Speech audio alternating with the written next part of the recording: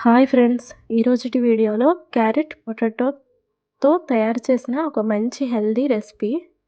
దీనిని పెద్దలకైనా, పిల్లలకైనా పెడితే చాలా హెల్తీగా ఉంటారండి. మంచి న్యూట్రిషన్స్ అందుతాయి.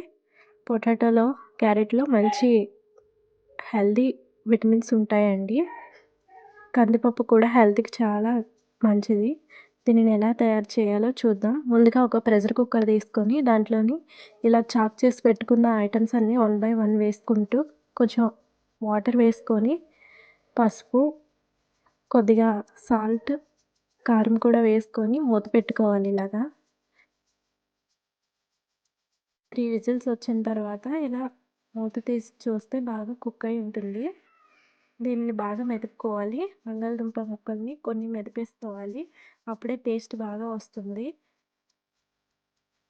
ఇలా అయిన దాన్ని ఇప్పుడు బాగా మెదుపుకొని పెట్టుకున్న దానిని పక్కనే ఒక ప్యాన్ పెట్టుకొని దీంట్లోకి ఒక 2 టేబుల్ స్పూన్స్ ఆయిల్ వేసుకొని దాంట్లోకి కొద్దిగా పోపు దినుసులు,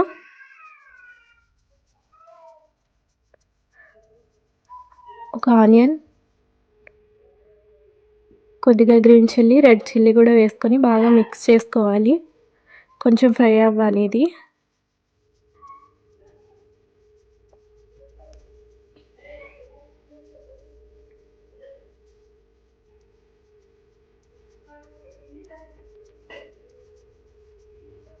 చూసారా ఇలా ఫ్రై అవ్వాలండి. దీన్ని వదలకుండా అలా కలుపుతూనే ఉండాలి.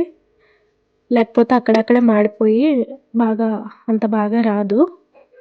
తాలింపు అనేది చాలా ఇంపార్టెంట్ కాబట్టి కొంచెం బాగా కదుపుతూ ఉండాలి. దీంట్లోకి కొంచెం కరివేపాకు ఆకులు వేసుకొని బాగా కలుపుకోవాలి.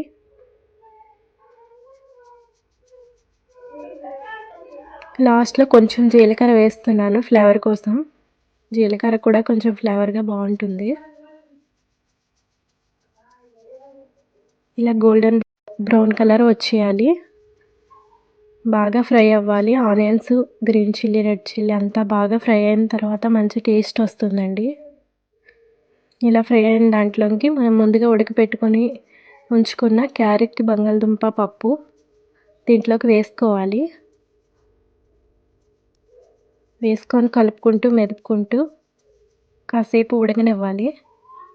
అప్పుడే తాలింపు మొత్తం పట్టి మంచి టేస్ట్ వస్తుందండి. ఇది ఒకసారి ట్రై చేయండి. చాలా హెల్తీ రెసిపీ ఇది. కొంతమందికి బంగాళదుంప నచ్చదు, కొంతమందికి క్యారెట్ నచ్చదు, కొంతమంది పప్పు తినను అంటారు. ఇలా చేసి పెట్టండి. అలాంటి వాళ్ళైనా ఎంత వద్దన్నా సరే తినేస్తారు. చాలా అంటే చాలా టేస్టీగా ఉంటుంది.